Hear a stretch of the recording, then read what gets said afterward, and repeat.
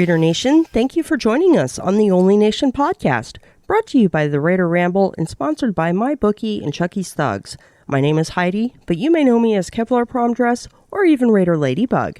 I'm here with T3 Raider Facts, and we're ready to talk some Raiders football together. All right, Heidi, is it time to panic? Are we done? Let's talk about it, and then let's move forward. Today on the show, we'll take a look at the disappointing loss against the Kansas City Chiefs and assess where we are. Then we'll look ahead to a must-win game against the Cincinnati Bengals on Sunday in Allegiant Stadium. Okay, Raider Nation, we would love to hear from you, so here's how you can get in touch with us. Give us a call on the Only Nation podcast voicemail line at 904-701-8667. That's 904-701-8667. You can also check us out on the web at onlynationpod.com. Here's the latest Raider news.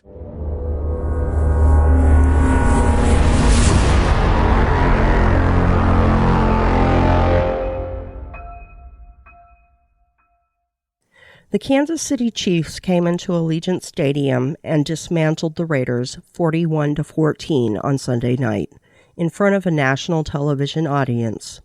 The Chiefs rolled up 516 total yards for the game, and Patrick Mahomes passed for 5 touchdowns.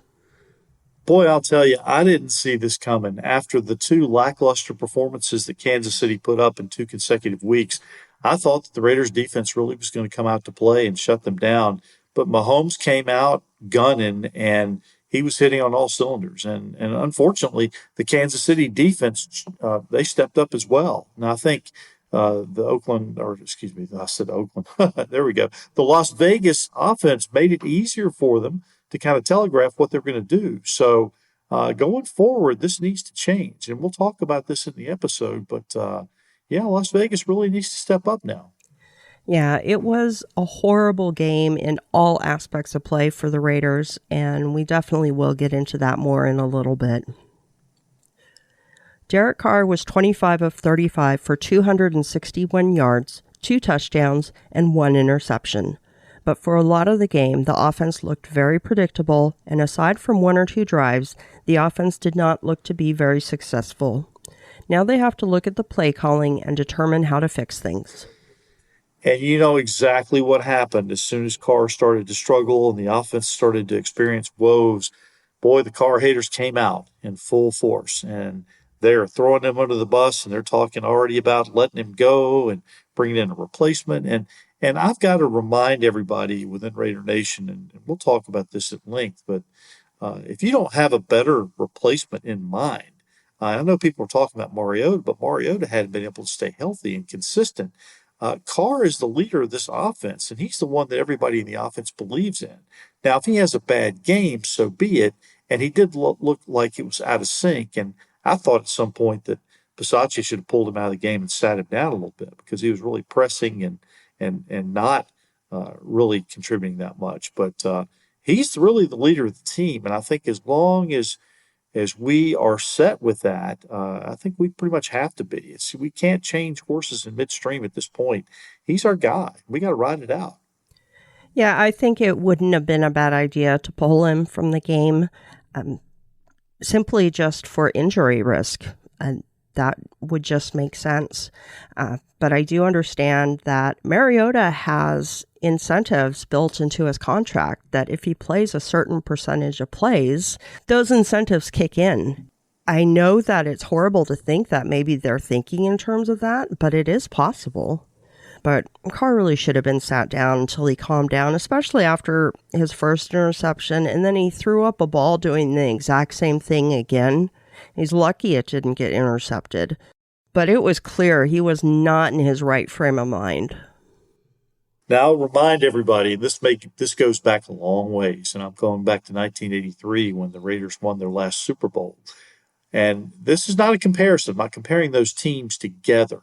But I am going to say that at one point, Jim Plunkett, who won a MVP in the Super Bowl during the 1983 season, he started to struggle. And Tom Flores sat him down and put Mark Wilson, his young quarterback, in the game. Now, Plunkett did come back in and he ended up leading the team all the way to the Super Bowl. I'm not saying that that'll happen this year. If it did, I would be stunned. However, I do believe it's on the table to take a player like Derek Carr, even though he's the leader of the offense, and sit him down. Give him a chance to see the game from a different angle. Let Mariota produce. Let's see what he can do. And I agree with you, those incentives can kick in. So there's definitely some incentive there for Marcus to play. And I think that would make some of the Raider faithful very, very happy to see him out on the field. But he's not the long-term solution. The Raiders' offense received a massive blow in the first half when starting fullback Alec Ingold went off the field after a special teams play. He was examined and determined to have an ACL tear in his knee, which put him out for the rest of the year. This is devastating for the Raiders' offense and for the Raider team. You know, when he went over there on the sidelines and he was able to make it off on assisted walking off, and then he went under the tent. And then when he came out from under the tent, he was in tears, and you kind of knew what was happening. And, you know, with all the stuff that's happened to the Raiders in the offseason and with the Gruden thing and then with Henry Ruggs, you can almost see that some of the Raiders were just kind of hanging their heads and collectively, oh, no, not again. And I think it's at that point, people could point at it and say that's the point where the air started to kind of go out of the balloon a little bit. Alec Ingold is one of the leaders on the team and the captain. And when he went down, I think that really just took a lot of the wind out of the sails. And they didn't come out firing on all cylinders anyway, but I think this really took whatever motivation they had and just kind of deflated it. I'll tell you what deflated their motivation was that Deshaun Jackson fumble. Oh, yeah. That was one of the turning points of the game for me. Absolutely. On a brighter note, in a pregame ceremony before the Raiders took on the Chiefs, Charles Woodson was presented with his Hall of Fame Ring of Excellence from retired Hall of Fame President and Executive Director David Baker, surrounded by fellow Hall of Fame Raiders Jim Otto, Fred Biletnikoff, Art Shell, and fellow 2021 Hall of Fame inductee Tom Flores. Expressing gratitude to the crowd, Woodson said, "You guys have stuck with me through thick and thin. I'll always appreciate that, and I'll never forget." And I will just point out to everybody, I know he played for the Packers and got a Super Bowl championship with Green Bay, but who has Woodson been with all season long? You have seen him connected to the Raiders. You have seen him in and out of the games, Las Vegas. He has been an integral part of this build. Not rebuild, but this build, because this is an initial build in Vegas, and I am so happy that he's a part of it. And what a classy guy. And he's been involved in so many things in and around the Las Vegas organization and helping to really boost these young Raiders up and let them know what it's like to have class and to be a professional. And I could not applaud Charles Woodson enough. Yeah, I really wish I could have been there for that. It would have been really nice to see. As we mentioned earlier, the next opponent for the Raiders is the Cincinnati Bengals. If the playoffs started today, the Raiders would be on the outside looking in the 8th spot, while the Bengals currently sit in the 9th spot. So this could truly be looked upon as an elimination game for the Silver and Black. The Bengals, coming off their bye week, have the same 5-4 record as the Raiders, but they were only 3-2 against AFC teams, whereas the Raiders are 4-2. And the last game they played before the bye week was against Cleveland. And Cleveland beat them by almost the same score that Kansas City beat the Raiders. And I will tell you, Cleveland wore them out on the ground. They did everything on the ground, and that is something I would like to see the Raiders get back to. So if Cincinnati is susceptible to being chewed up on the ground, the Raiders can get back to that good old game plan that they were so familiar with, which was eating up the clock, controlling the time of possession, and really helping to keep that defense off the field. So where do we start?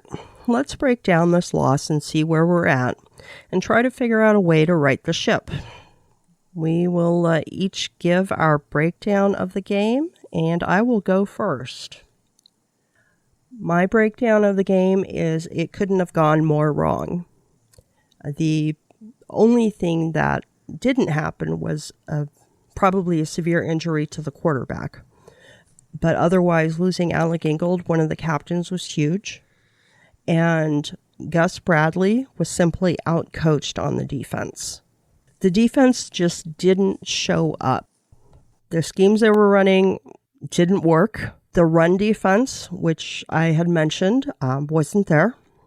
It really suffered. Everything that could have gone wrong did. The Raiders were fighting back until that Deshaun Jackson fumble.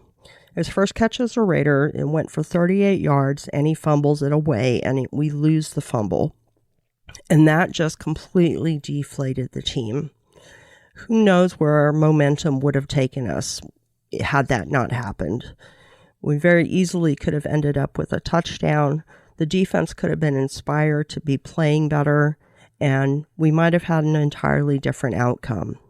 Now, I'm certainly not going to put the blame on one play from Deshaun Jackson, especially as his first game at the Raiders. This was a team loss. They lost in every way. It wasn't pretty to watch. The offensive line wasn't as sharp as they had been. Alex Leatherwood had a tough game. About the only shining spot was Max Crosby did have a good game. He didn't have a sack, but he had a lot of pressures. He had quarterback hits. He was able to get across the line. But even then, the defensive front four, they were barely able to put pressure on Mahomes. They were only able to put pressure on Mahomes 12% of the time. Whereas before, in previous games, they were putting pressure on the quarterback 38% of the times on their first downs. And it really showed that we were not getting pressure on the quarterback. Let me just say, Jonathan Abram had seemed to really improve this year. He played horrible. He was targeted 9 times. He gave up 9 receptions for I think 127 yards and 2 touchdowns. They picked on him, and he should have been pulled. I don't know who we would have put in his place, but he should have been pulled. The night was a disaster for him. Totally agree with everything you said. And, I know that John Gruden loves the Raiders, and I know he was probably screaming at his television set. With 2 excellent backs in Josh Jacobs and Kenyon Drake, you mean to tell me that for the entire game, you're going to give them 11 rushing attempts total combined? I mean, give me a break. Now, the short passing game was working for a time, but when the Chiefs figured out that was all the Raiders were going to do, mostly they started coming for Carr and bottling up the passing lanes. Now, as you mentioned, that fumble by Deshaun Jackson was huge, as were some of the penalties that got tacked on during the course of the game. Penalties were a factor, but perhaps the biggest lack during the entire game was the absence of Darren Waller. I really think he could have made a huge difference during the entire game, and he just wasn't there. Now, I don't know who gets the major part of the blame for that, but it's got to get fixed. Of all the games I did not want to see a blowout in, this was the one. But you know, if this devastating loss is exactly what it will take to turn this team and this season around, then I'm okay with it. I'm not happy about it, but I'd be okay with it. Is it time to panic? I don't think so. We've got another game coming up against the Cincinnati Bengals. I think we just need to put all of our focus and attention on that. I think it might be time to panic. Maybe a mild panic attack. I'm going to give it one more week. I just know that with the last 2 years, the Raiders have historically collapsed in the last half of the season. And the last thing I want is for that to happen again. If we win on Sunday, we'll be 6-4. And that's only one game worse than I expected that they would be and hoped they would be at this point in the season. So that's only one game worse. And again, 6-4 is okay, as long as you can pick up a couple of crucial wins after that. We need to start building a winning streak, but in order to build a winning streak, you've got to win one game. So that's why this game coming up is a really, really big game. Oh, yeah. This game coming up is a playoff game. And what do you think the Raiders need to do to come away with a victory? Okay, now coming off the bye, the Bengals have to shake off tough back-to-back losses. After a big win against the Baltimore Ravens, they dropped a close one to the Jets, who they never should have lost to.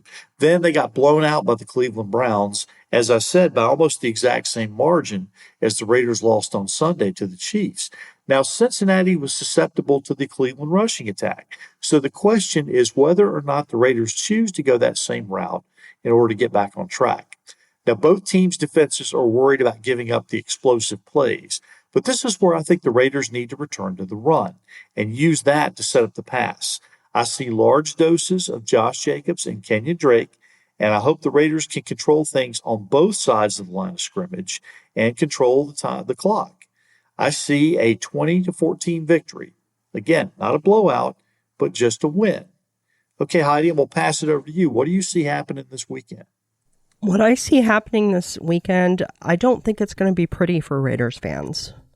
I think that we are in that backslide. Now, I really hope that I'm wrong.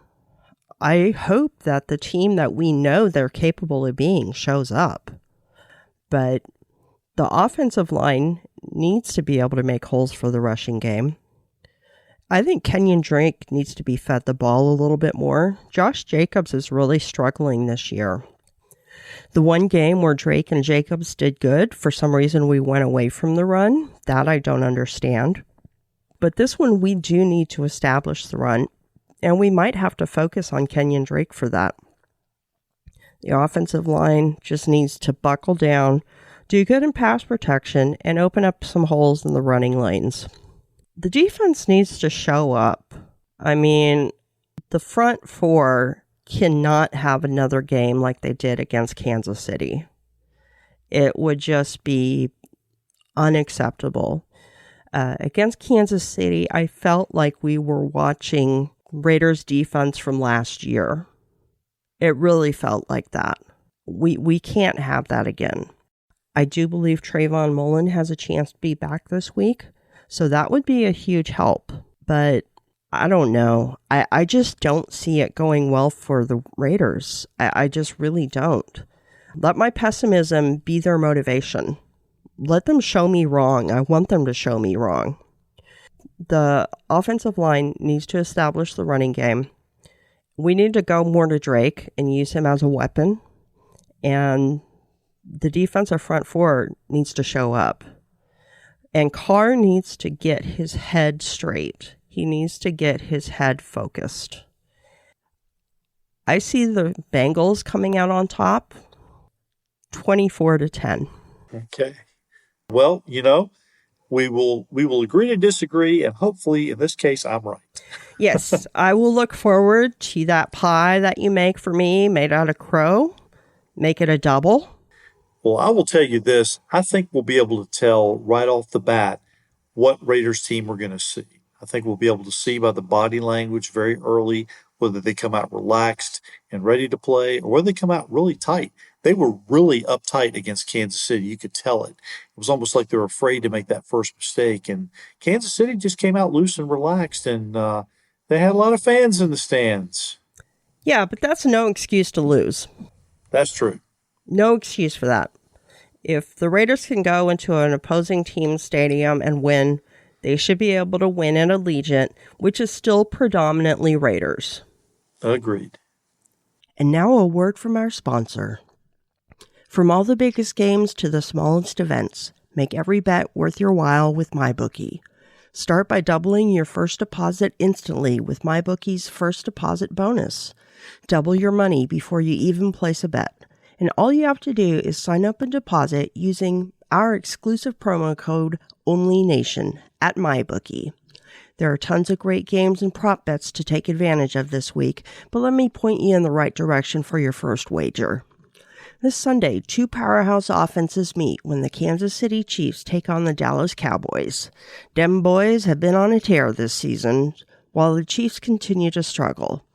Take the Cowboys to cover the spread so you can walk away with the bread at MyBookie. Don't wait any longer. Head to MyBookie today to redeem your double deposit bonus so you can get in the game and start winning big today. That's promo code ONLYNATION to receive double your first deposit instantly in your account. No hassle, no wait. Bet anything, anytime, anywhere with MyBookie. Okay, T3, how about bringing us your top three for the week?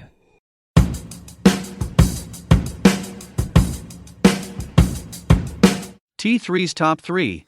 All right, here is this week's top three. Number one, we've already mentioned this, but the Las Vegas Raiders have to do a better job of getting Darren Waller involved in this offense. In my opinion, he's one of the top two tight ends in the league, and I only put Kelsey ahead of him because Mahomes and company get him the ball.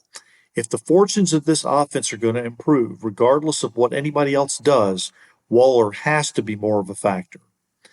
Number two, I mentioned this to someone else I was watching the game with. There was an awful lot of red in the stands on Sunday night. I understand that Vegas is an El Primo destination for fans of other teams across the league. But while things are still fresh and new, it's worth the investment to show up and support the team. We've got another chance to do that this coming weekend. So Raider Nation, let's turn it out. And number three, and this is just my opinion, the season's not lost. With the win coming up, the team record would move to 6-4 with a chance to then make it 7-4 with a big win on Thanksgiving against those Cowboys. But before a win streak can begin, the team has to win one. This one. Okay, Raiders, I'm challenging you now. Just win, baby. And that's this week's top three. I think you make a very valid point. The Raiders do need to get Darren Waller the ball. He's been there. He has been open. Derek Carr has missed him.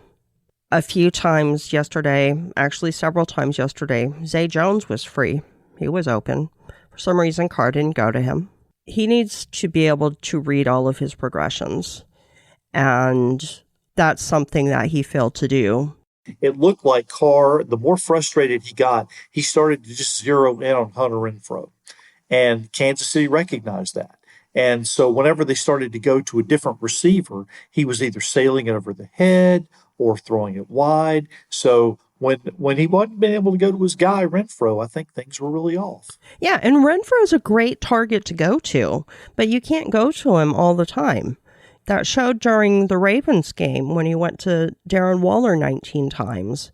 It's not going to work out if you force it that much. Hunter did have a decent game, but Derek Carr forgot about the other guys like Darren Waller. He needs to look at Zay Jones, and he will need to develop confidence in Deshaun Jackson so we can have that deep threat down the field. You look at who Mahomes' main targets were yesterday. The two guys who received more passes than anybody else were obviously Travis Kelce, his go-to guy at tight end. But the other guy was Williams, the running back. So if you look at that from the Raiders side, okay, let's get Waller into the game and also Moreau if you're looking at the tight ends, and then Drake and Jacobs out of the backfield. So if you do that, there's your short passing game. Let's unleash that and do it like Kansas City did, which obviously has proven that they can make that happen. Yeah, and our short passing game is going to suffer a little bit because Jalen Richard is also going to be out for a little while. But we have Kenyon Drake to come out of the backfield. So that's not, that's not a drop-off. In fact, that's probably improved over Jalen Richard. I think so. There was an awful lot of red in the stands on Sunday night. But as I said, that doesn't determine the winner. And if the Raiders keep playing the way they did on Sunday night, there's going to be even more opposing teams fans because Raiders season ticket holders aren't going to want to show up to the games. And I don't blame them. Those are expensive tickets. They're probably fans that are commuting in. They're spending a lot of money. And so they're selling them to get some of their money back. I wouldn't do it, but I can understand where people are coming from and why they're doing it. I think all that red did catch them by surprise, though. Yeah, but the Raiders need to keep winning, and winning will solve that problem. It will never be like Oakland. That's just a fact. It'll never be like Oakland because Vegas is a tourist attraction, and there's a lot going on there. But Raiders have some responsibility in it, too.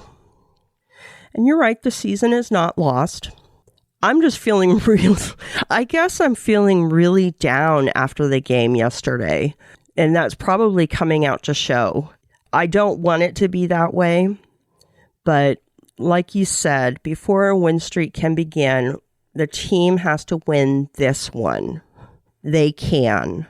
And I'm looking forward to being wrong and having them blow out the Bengals because They're capable of it. The Bengals are a good team this year, but the Raiders are totally capable of beating them up.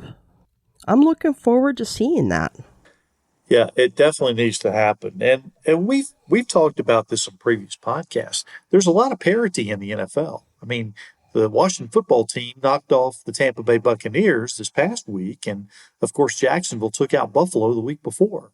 So the possibilities are there. Now, what the Raiders have to focus on is shaking this out their system and just flushing this Kansas City game and not letting it beat them twice. I've heard this on many, many podcasts. You can't let a bad game beat you twice. So they just have to put all their attention and all their focus on Cincinnati, treat this like a playoff game, as an elimination game, and give it their all. Okay, sounds good. Give us a call at 904-701-8667. Leave a voicemail or text message at that number, or send in a message via social media, and we'll share your thoughts. And why don't you tell us what we're going to find on Raider Roots this week? All right, Heidi, this week on Raider Roots, we'll examine the year 1974 and revisit the classic Sea of Hands playoff game against the Miami Dolphins. Sounds good. Why don't we find out what we do or we don't know?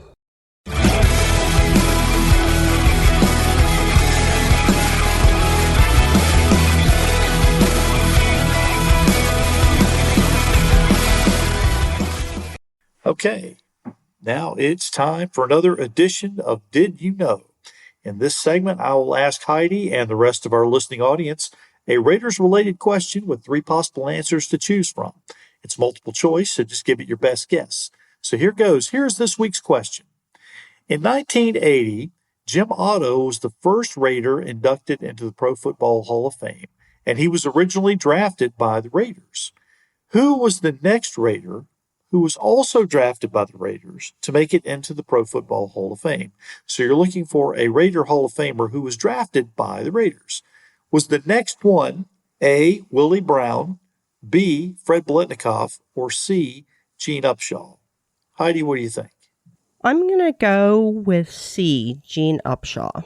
And you are absolutely correct. Woohoo! Gene Upshaw is the right answer. A lot of people will remember that Willie Brown actually was not drafted by the Raiders. He was the third Raider who went into the Hall of Fame, but he was actually drafted by Houston and then went to play for Denver before ending up in Oakland. So there you go. Gene Upshaw is the correct answer, C, and that is this week's version of Did You Know? Excellent. That just felt like the right answer. So I told you I was going to make it easy on you this week. yeah, I didn't know that, but it just felt like the right answer. All right. Now, Raider Nation, it's time for Heidi's Heroes. Flying away on a wing and a prayer. Who could it be? And this week's hero, it's going to be Tim Brown, former wide receiver of the Raiders. The reason I'm picking him is because he is hosting his annual toy drive, benefiting the children of Azleway foster care. It's going to take place in Dallas, and it's going to take place on November 24th before the Thanksgiving Day game against the Dallas Cowboys. It will be a 2-part event built for charity, fun, and football. It is presented by Tequila Sheila and Autumn Wind Experiences, and it is a free entry for all. The toy drive itself is going to be from 4 p.m. to 7 p.m. Bring an unwrapped toy of $20 in value or more and receive a free autograph and take a photo with Tim Brown. All toys collected will be donated to the Azleway Children's Foster Care Services. And after that, there's going to be a pep rally. So stick around after the toy drive for the pep rally party hosted by Autumn Wind Experiences and Tequila Sheila. The pep rally party will feature live music, entertainment, games, and more. Food and beverages will be available for purchase at any of the bars and restaurants located within Texas Live. So stop by Texas Live on November 24th for Tim Brown's 7th annual toy drive. Tim Brown, your heart for the community and willingness to help out people that need the help is what's made you the Heidi's hero this week. Thank you for being a hero, and thank you for taking care of the kids. And this year, if you are going to the toy drive, or if you donate to your nearby Raider Nation toy drive, think about the older kids that are maybe aging out of foster care system. You know, people don't really think about. They think of all the cool little toys for the little kids, and I know that's what my brain normally goes to, but the older kids need some gifts too. So keep those in mind if you end up donating to a toy drive this year. But if you're in Dallas, Fort Worth, stop by Tim Brown's annual toy drive, November 24th at Texas Live. And, you know, I know we have a ton of Raider fans in the Central Texas area and the Dallas area. I hope we see lots of people there. Tim Brown is such a hero. And again, here's an example of another Raider Hall of Famer who is doing good for the community and is exemplary.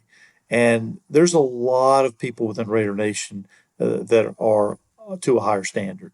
People often see the silver and black and they see the people dressed up in face paint and everything else, and they don't see the other side. They don't see the side of Raider Nation that you and I see all the time. And that's people that are reaching out and helping others and extending themselves.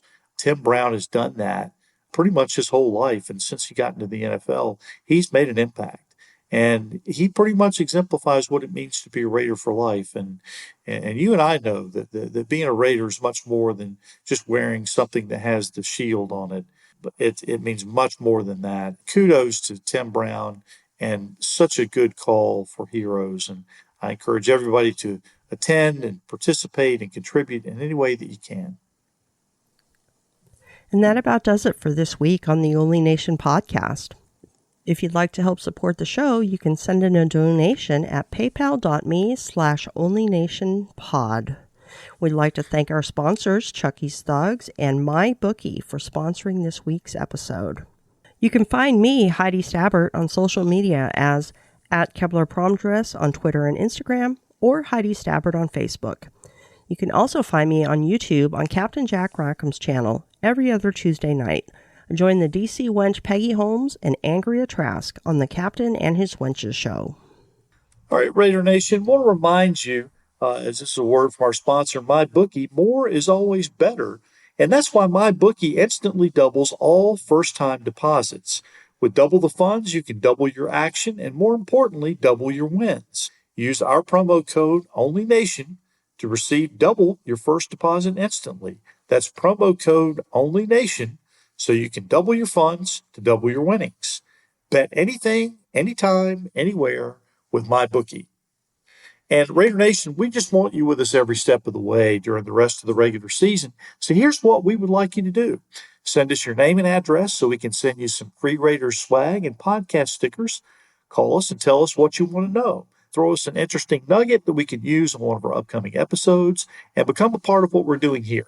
Remember, this is the Only Nation, and we want you to be a part of it. So call us, 904-701-8667. That's 904-701-8667. Call us now and join the Only Nation podcast family. There are two easy ways to find me on social media. You can send me a tweet at T3_sports703, as several of you do, or you can hit me up on Facebook at Tom, THOM Jones. I want to also thank you for all your continued support of the Raider Roots podcast. This week, as we mentioned, it's 1974. As always, we look forward to hearing from you. Until next time, everyone, go Raiders. We are not just a nation, we are the only nation. Beat those Bengals. Raiders.